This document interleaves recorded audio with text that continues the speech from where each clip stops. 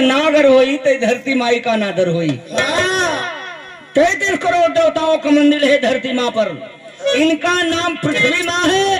आप लोगों से मैं पूछना चाहता हूँ कि पृथ्वी माँ के पति का नाम क्या है? कोई नहीं बता पाएगा कि पृथ्वी माँ के पति का नाम क्या है। बिहार जब दंगल का मन के होले बनारस, मुगल सराय, इलाहाबाद, प्रतापगढ़, सुल्तानपुर, उड़ैया, डिमोखरी, चंदौली कबो सवाल रखल जाला तब 50 लोग मंच से उतरने के बाद पूछी हैं कि चलो भैया तय से बता दा कि पृथ्वी माँ के पति का नाम क्या है। चल भैया सोच क्या बा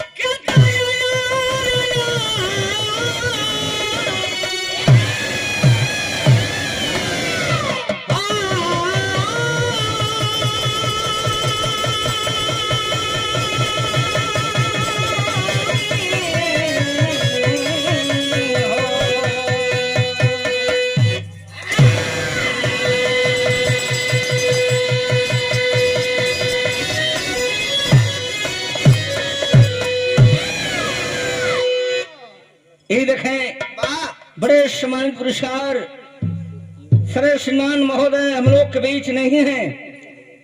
हमारे दिल के धड़कन, दिल के करीब रहने वाले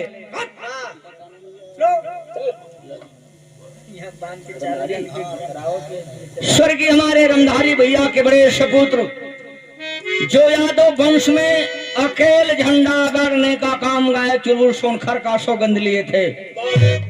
मंच की ओर से मैं कह रहा हूं मेरा दिल रो रहा है।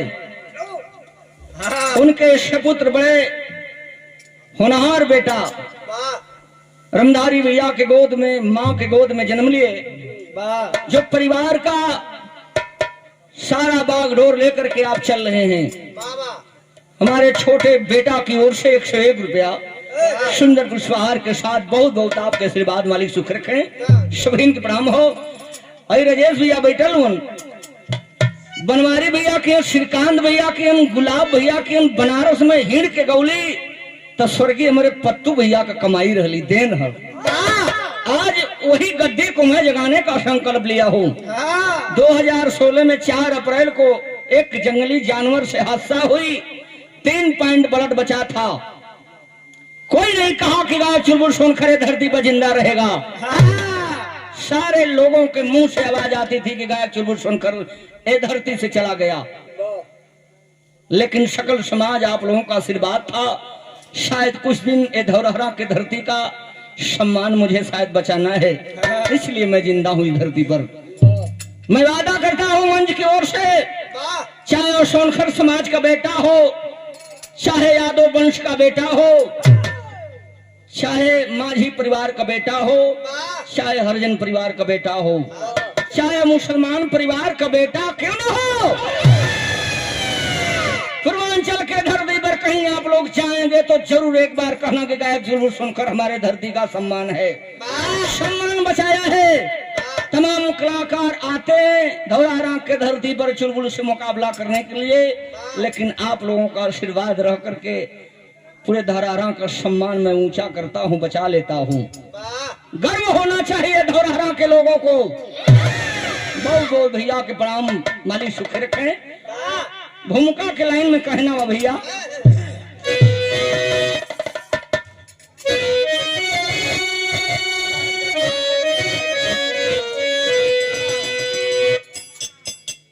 सच में होती, सच में होती सही है हीरे की परखी, बात से कोई बनता सिकंदर नहीं, ताजमहलों की होती है कितनी कदर, बात जानेगा वह जन्नत का बंदर नहीं, ताजमहलों की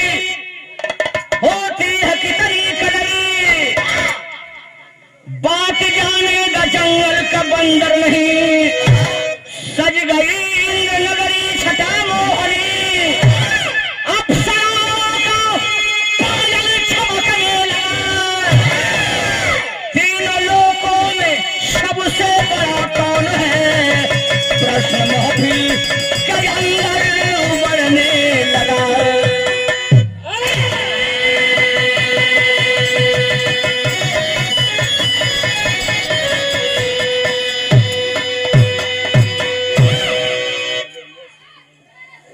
आप लोगों का आशीर्वाद यहाँ तक है कि 3 पॉइंट ब्लड केवल बचा था हमारे शरीर के अंदर। कृपा है मरी माँ का, माँ जगत जननी का कृपा है कि आवाज में आप आशीर्वाद से, आप लोगों के आशीर्वाद से आवाज में कोई कमी नहीं है। यही सारी दौलत है गायक चुलबुल सोनखर का। माँ से कहता हूँ कि माँ यही सारी दौलत है। माँ सोनखर समाज के लिए तमाम फ्रूट का धंधा बा, माई सब्जी का धंधा बा, वो अपन बेच के परिवार की जिया लिहन, जिंदगी बिता लिहन। लेकिन गायक चुलबुल सोनखर के बिरहा कहे दे दे लो, केवल बिरहा ही आधार है। माँ बिरहा गाता हूँ, गाकर सोता हूँ, सोते ही नाम लेता हूँ, खाता हूँ तो भी नाम लेता हूँ। माँ तुम्हारा ही कहना है। एक गीत का अंदाज हो, बात हो समक बा। एक बार इंद्र भगवान तीनों लोक के देवताओं को निमंत्रण दे करके अपने दरबार में बुला लिए। इतने कहानी मिलल, तीनों लोक के देवताओं को निमंत्रण दे करके बुला लिए और अप्सराएं जो है गाना बजाना गा रही हैं, मस्त है गाना बजाना में। एक बैग आकर के इंद्र भगवान कहे कि बंद करो गाना बजाना, बंद कर से जाना नहीं है।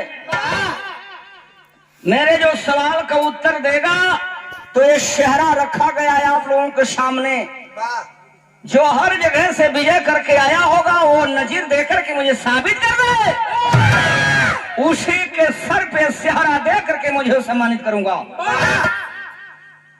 सारे लोग अपने में तकव्वुल करे लगलन कि आखिर इनके सवाल का उत्तर के देई, केहू सवाल का उत्तर देव बदे तैयार ना भल के चलल। ए धरती माँ, पृथ्वी माँ जा करके इंद्र भगवान के सवाल का जवाब देवे लगलिन। कैसे दहली लाल यहाँ गीत रखे भाई पुराने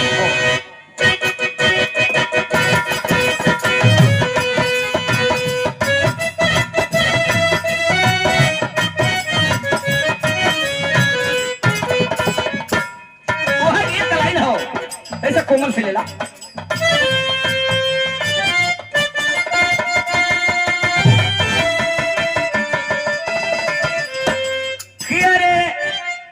और बढ़ेगा सही है। वह गीत का लाइन हो, राम का भजनिया, अरे बाबू यही मारी माई का भजनिया, जब बोले जिया तब ले जिया मारी का भजनिया, जब बोले जिया तब ले।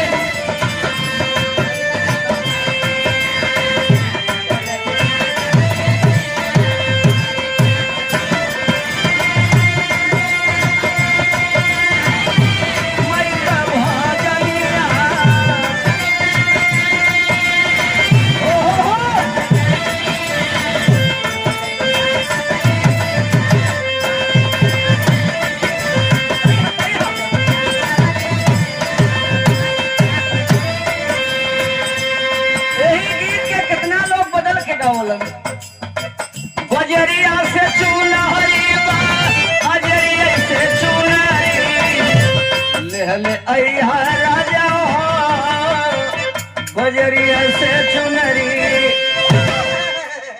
सही है ना? मर्द कहाँ झुकल न जानला, मेहरारू के रात भर दिन भर कटकट कटकट कैले नहीं है, ई ना भल ऊ ना भल ऊ ना भल।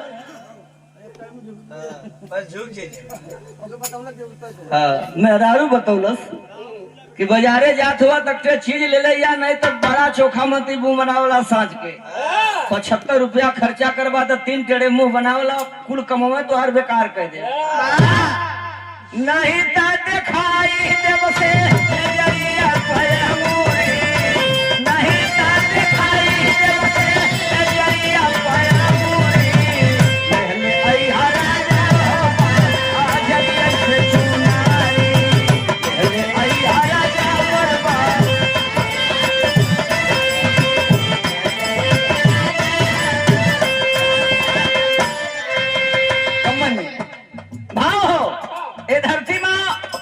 करके इंद्र भगवान के सवाल का जवाब देना शुरू करती है। जो 33 करोड़ देवताओं को लेकर के अपने आंचल में बैठी है माँ, ओ माँ की मैं व्याख्या कर रहा हूँ। कह रही है माँ क्या, धरती आके से हारा धरती आके से हारा, धरती आके से हारा धरती आके से हारा, बादल गई है नाते होना धरती आके से हारा, बादल गई है नाते होना धरती आके से हारा।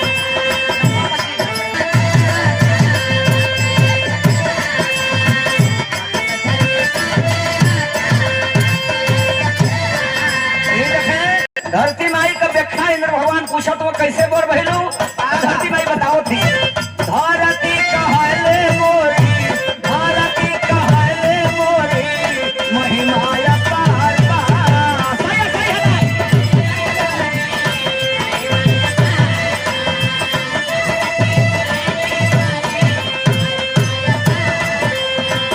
पिठिया पहाड़े आए, पिठिया पहाड़े झूमत सनसाता, पिठिया पहाड़े झूमत सनसाता।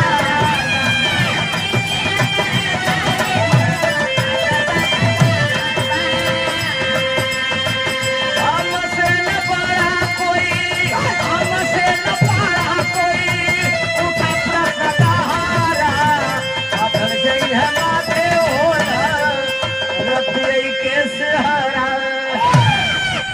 ई सही है, तोरे लेवा आवत आखिरी में नहीं ले लेना है ना। ए भैया, धरती माई कली की सबसे बड़ी मैं हूँ। 33 करोड़ देवताओं को मैं अपने आंचल में लेकर चलती हूँ। कोई भी जीव जंत, कोई भी कारोबार हमारे ही आंचल से जुड़ा है, चाहे वो खेती गृहस्थी हो, चाहे कोयला का खदान हो, चाहे पेट्रोल हो, चाहे डीजल हो, चाहे गाड़ी चले, चाहे गाड़ी चले, सारा कारोबार हमारे आंचल से जुड़ा है। सबसे बड़ा मैं हूँ। इंद्र भगवान बड़ा खुश भइलन, सारे देवता भी बड़ा खुश भइलन। लेके वो सेहरा इंद्र भगवान चलते हैं बांधने के लिए, धरती माँ के करीब पहुंचलन ते वहीं विरोध हुआ। के विरोध करे गौर करियन, ए धरती माँ का विरोध हो चलो तो के विरोध करत हो। बोले से सनात पृथ्वी, बोले से सनात पृथ्वी मोहना मोर पतिया।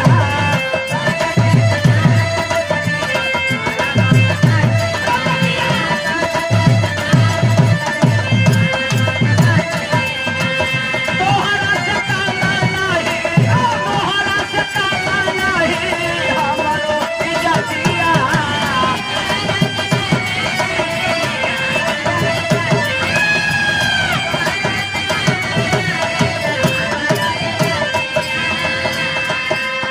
के विरोध कैला शेषनाथ, पृथ्वी का भार माई, पृथ्वी का भार बनऊ पठारा, पृथ्वी का भार हमरे बनऊ पठारा, अदल गई है माथे होना रतिया के सहारा।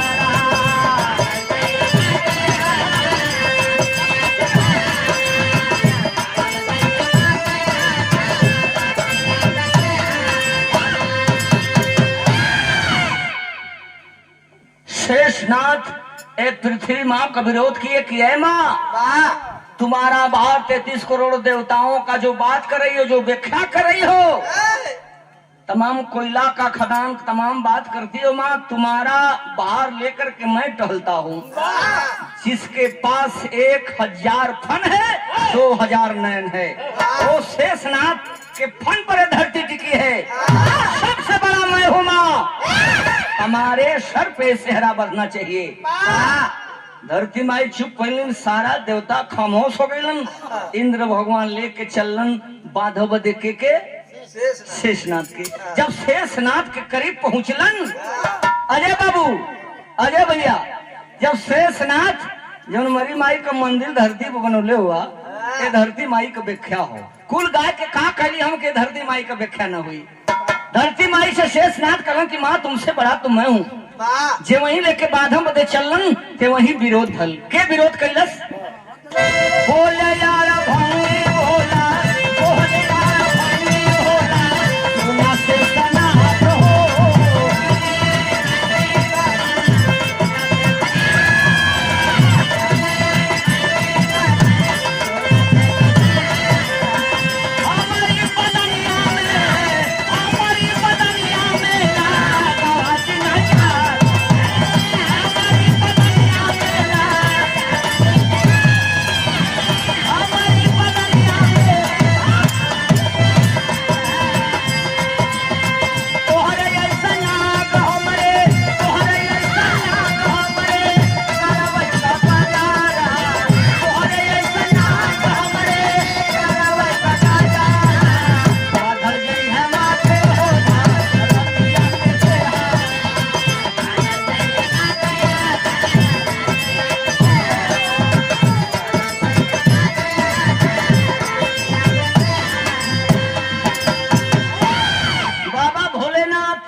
दुनिया के मालिक, तीनों लोक के मालिक बाबा भोलेनाथ शेषनाथ का विरोध करने के शेषनाथ औकात में रहा, औकात में रहा। हाँ, मत फुलावा।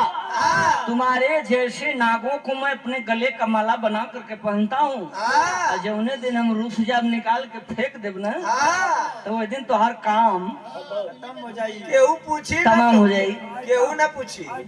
बाबा भोलेनाथ का नाम सुनने के बाद सारा देवता बड़ा खुश भइल कि तीनों लोक के मालिक के सर पे सेहरा बधा जाये। कि वही इंद्र भगवान लेके करीब पहुंचलन बाबा भोलेनाथ के सर पर बाधा बदे, ते वही विरोध हो गल। बाबा भोलेनाथ का भी विरोध भल। के विरोध कैलस? यहाँ गीत लगेला।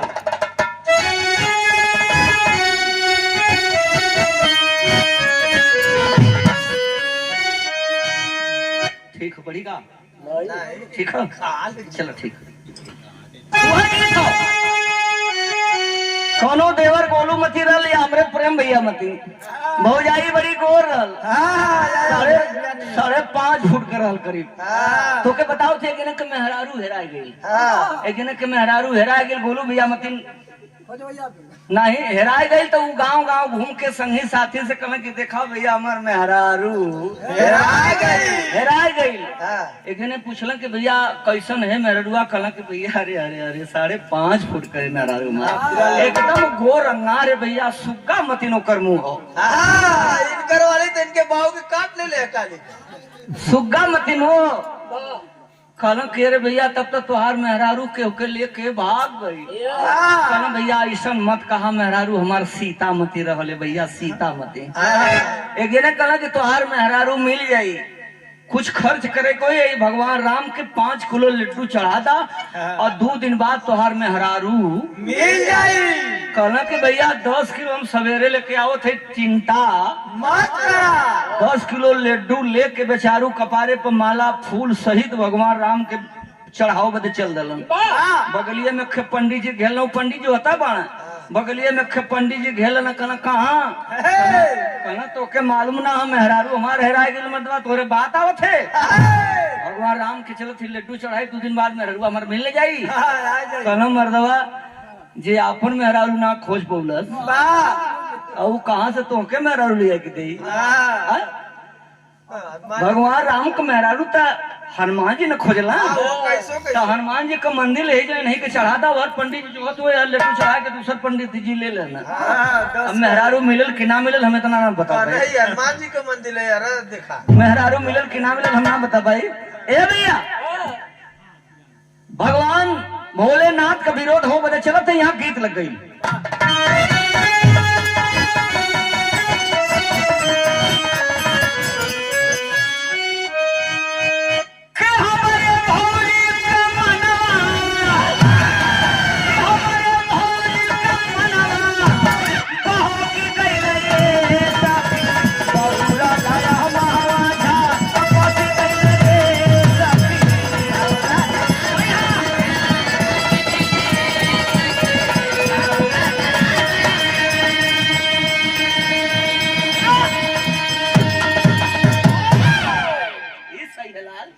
हमारे भौजी का मनमा बहो की गई ये सखी बहुरल झपसी गई। पहले मजाक होख तो पर्दा में न होख, अब तो पर्दा फास होता। अब तो ढोड़िया पर धान सटकत हुआ, ढोड़िया के कुआं कर देते हुआ, तो कौन बताओ का हो फंस गई अड़स गई। लेकिन भाव हो बाबा भोलेनाथ का विरोध हो चल भैया कैसे?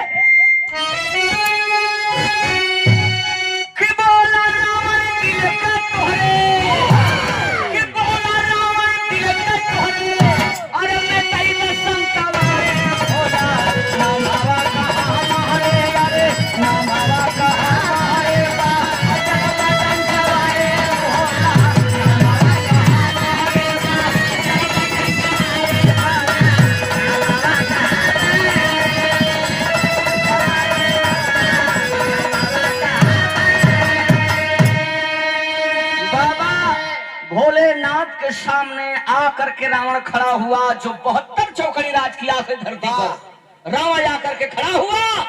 बाबा भोलेनाथ से कह रहा कि प्रभु आप कैसे बढ़े? बढ़ तो मैं हूँ। हमारे छोटे भाई सब आ गए। इन्हों की नींद ना लगत है चच्चा बिना। हाँ ए भैया रावण कहा कि सुना प्रभु हम बतावत है के भूजावा के बारे भूजावा के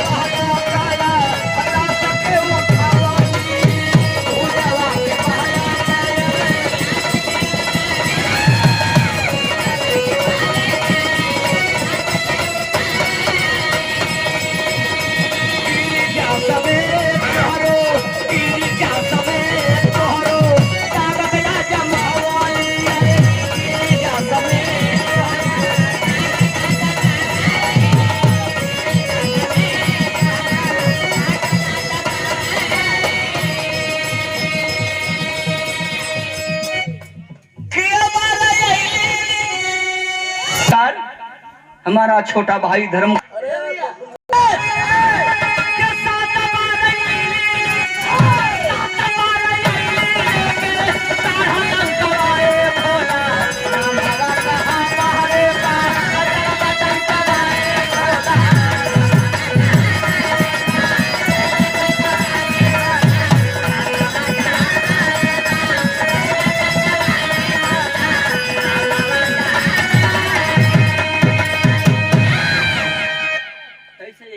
पत्ती देखिए पर सही होता है।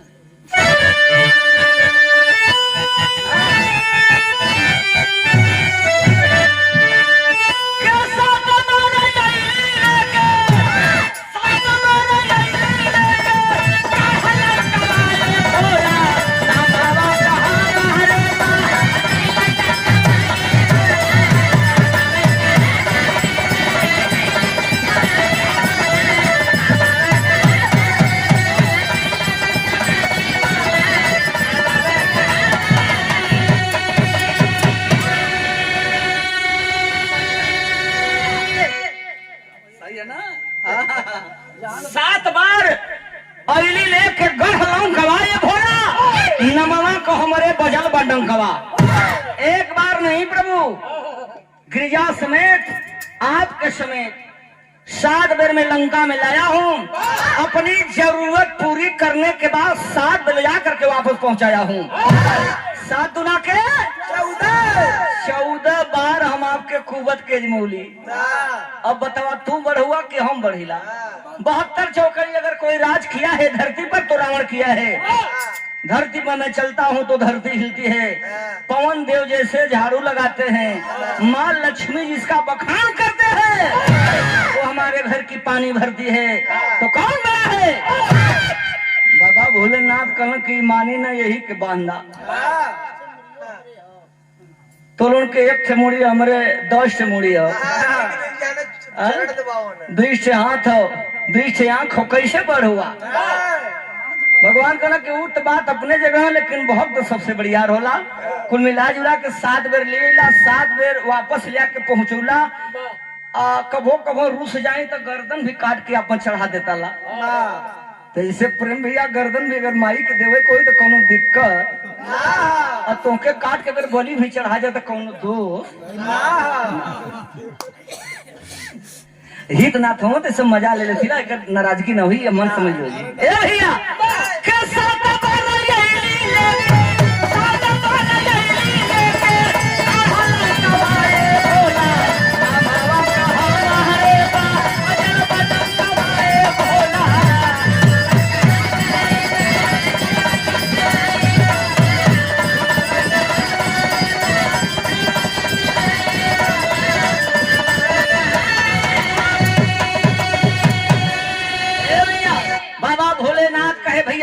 बाबा भोलेनाथ कहे कि इस रावण को बांध दीजिए। रावण के जो वही इंद्र भगवान लेके सेहरा चलन बाधा बदे किन्हीं को बांध के सम्मान किया जाए तो वही विरोध होकर रावण कहे के विरोध के लिए सवाल पपट लग गल।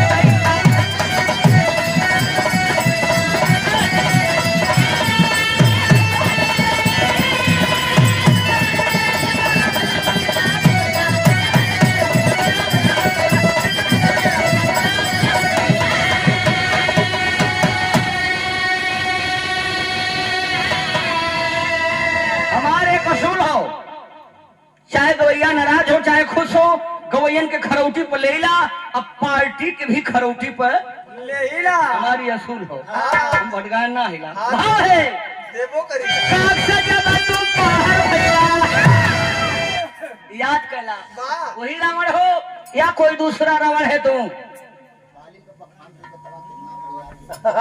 देश छोड़ा दे रणनीति बाली के विषय में आप लोग जानते हैं कि कितना बलवान वो बाली था। रावण को कहा, जब करीब पहुंचल तो रावण धीरे धीरे घसकर लगल। कहीं उदा तो सरवा छोड़ दे एक पकड़ ले मुआई न दे। कल वो दिन याद कैला, आज बाप फुलाओ था बाबा भोलेनाथ के सामने, बाप फुलाओ था वो दिन याद कैला। कौन दिन?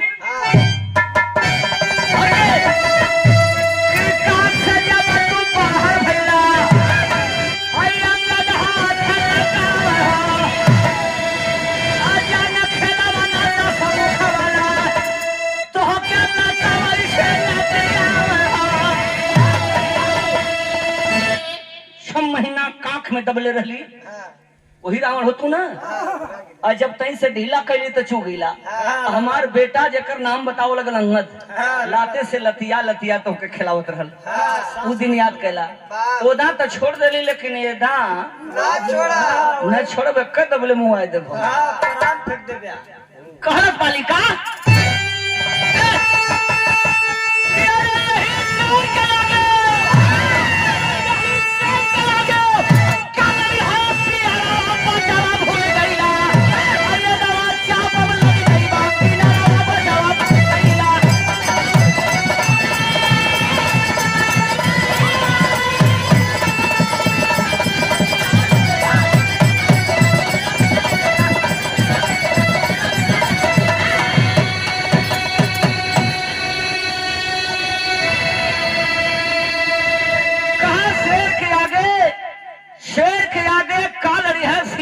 बचवा भूल गईला और ये दवा चांपो में लगे जाइबा कस के किनरवा बचवा भूल जाइबा। हाँ एदा एक दबले मुंह आदे सार होश में हो जा। आल्हा केंद्र भाव है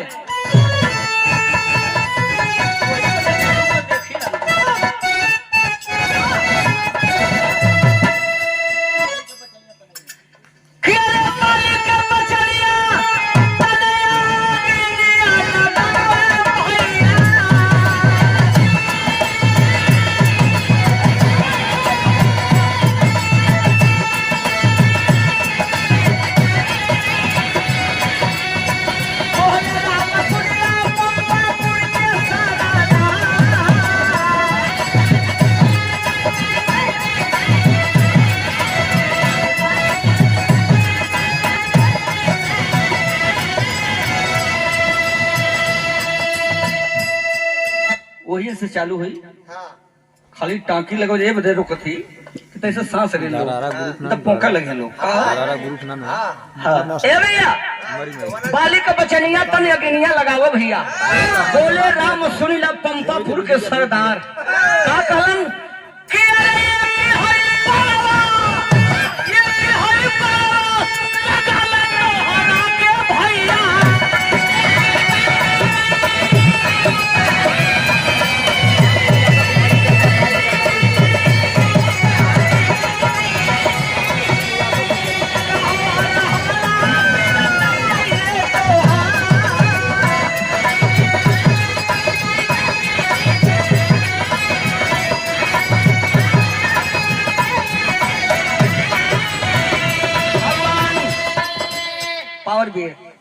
भगवान पुरुषोत्तम राम खड़ा हुए के बाली वही बलवान होना कि एक बाण मारने के बाद दूसरा वक्त नहीं मिला कि मैं तुम्हारे ऊपर बाण का प्रहार करूं। वही बाली है या कोई दूसरा बाली है? बड़ा देवतन में बड़ी खुशी भइल के पुरुषोत्तम राम भगवान राम के सर पर सेहरा बधेगा। लेकिन इंद्र भगवान चलन बाधा बदे हो भैया। बिरहा सुनला भैया लोग बाबू लोग। बिरहा का धार होला जैसे नदी का किनार होला। ना किनार से खुले ले बीच मझधार जाए फिर किनार पकड़ ले। वही तरह बिरहा का रूप होला। वही बान्हा बदे भगवान राम के पास पहुंचलन तो ले भगवान राम के विरुद्ध धलका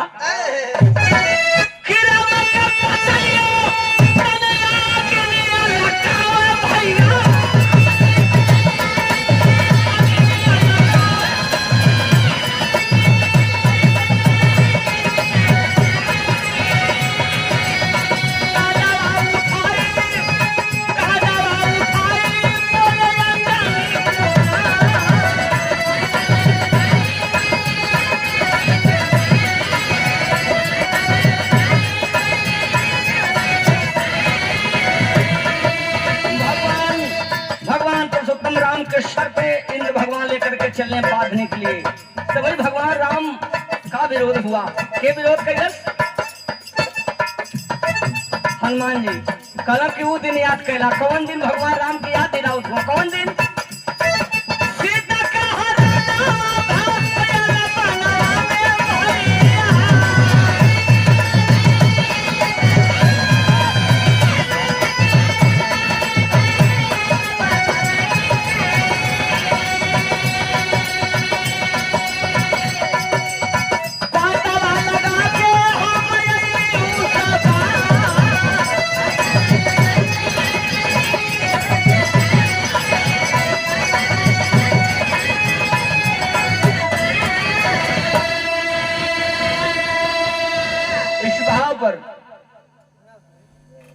हमनो के इनाम कब मिलला?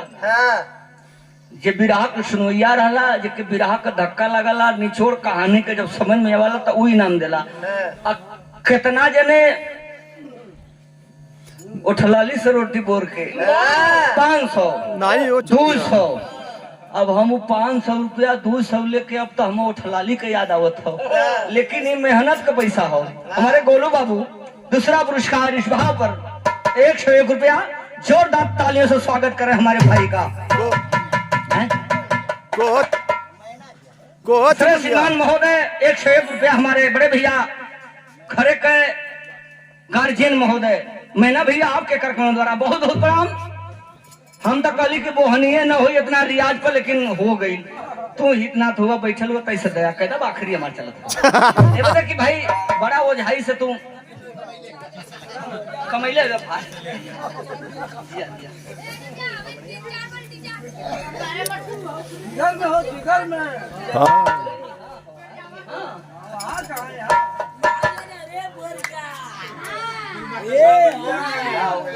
बस बस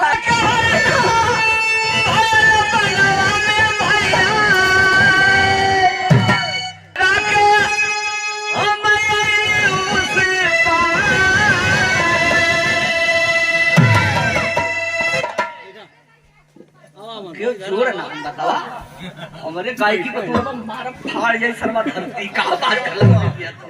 सर श्रीमान महोदय 101 रुपया हमारे गोलू भैया की ओर से बहुत बहुत आपका आशीर्वाद मालिक सुख रखे। हनुमान जी खड़ा बैलन कल प्रभु आप कैसे बढ़ुआ? वो दिन याद कैला कि जब समय रावण द्वारा माँ जानकी सीता का हरण भल, तमाम आपके बानरी सेना रहल, तमाम लोग रहल, लेकिन क्यों पता लगाओ बड़े तैयार ना भल। अगर पता कोई लगाया तो आपके सामने आपका भक्त हनुमान खड़ा है। नहीं पता लगाया इतना ना। वो दिन याद कैला। कौन दिन?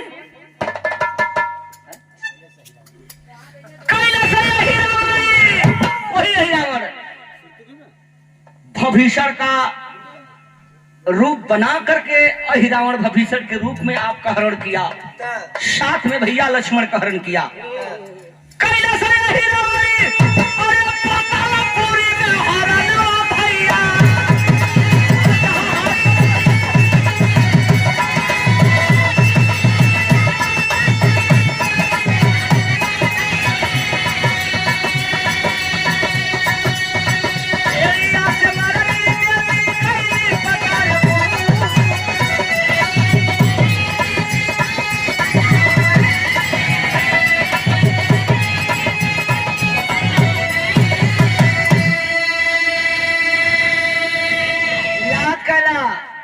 माँ जानकी सीता जी का पता अगर कोई लगाया तो मैं लगाया।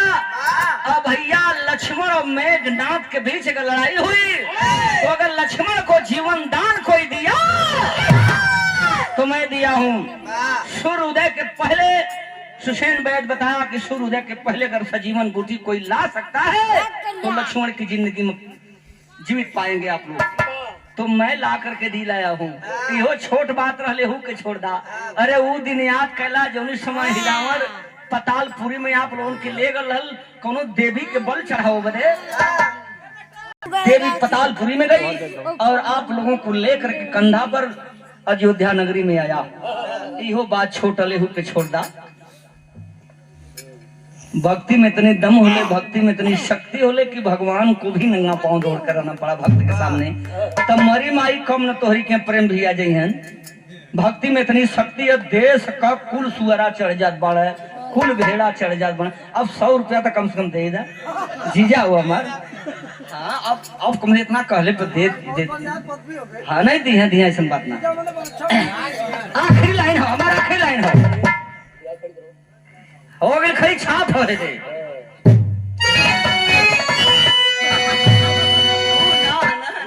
ना नहीं तो के कही कि ना बजरिया सुन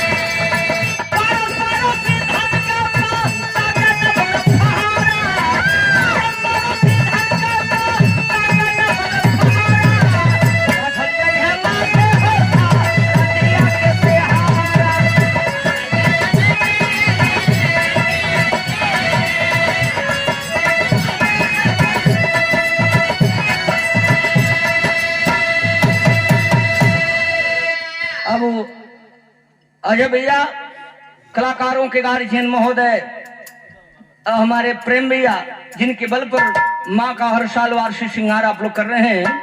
विवाह की समाप्ति माँ का जय बोल जा। यह ना तो कुछ पैसा से दे तब बोलो छुच्छा बोल नहीं। कलाकारों के गार्जियन महोदय, अब मंच पते से आ जाए, आपका स्वागत हो जाए अजय भैया का।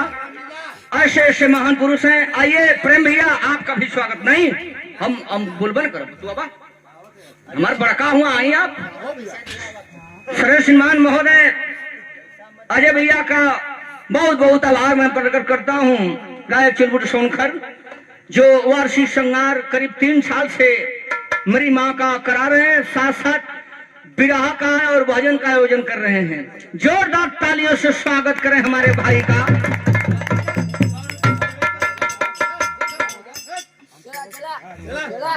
चला दारू पिया चला एक घंटा पिरा अब एक घंटा होई गाना 1 घंटा होई प्रेम भैया का तो 1 घंटा होई। फोटो किस लगा रहा है पूरी बनी और मलवा कम हो और पहिनाला अब अगर बात दारू घोराई है जी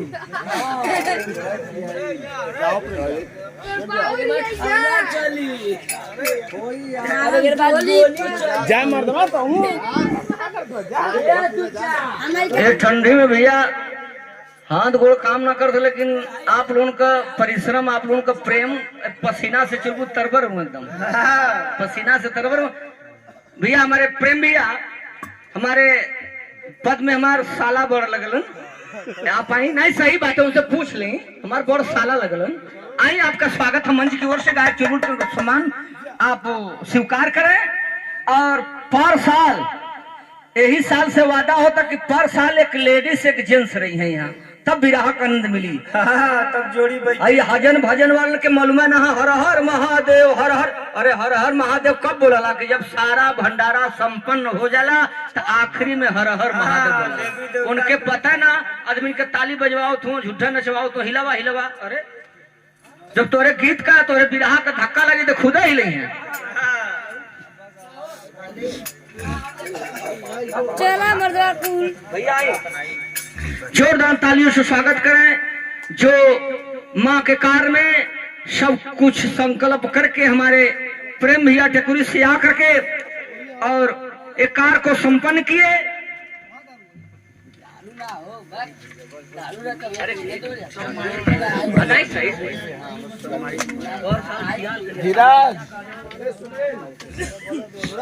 आशीर्वाद हमारे पास। हाँ अरे समरवा रुकला है प्रेम यार रुकला अभी मलवा मत दिखा फोटो ला बोला यार हां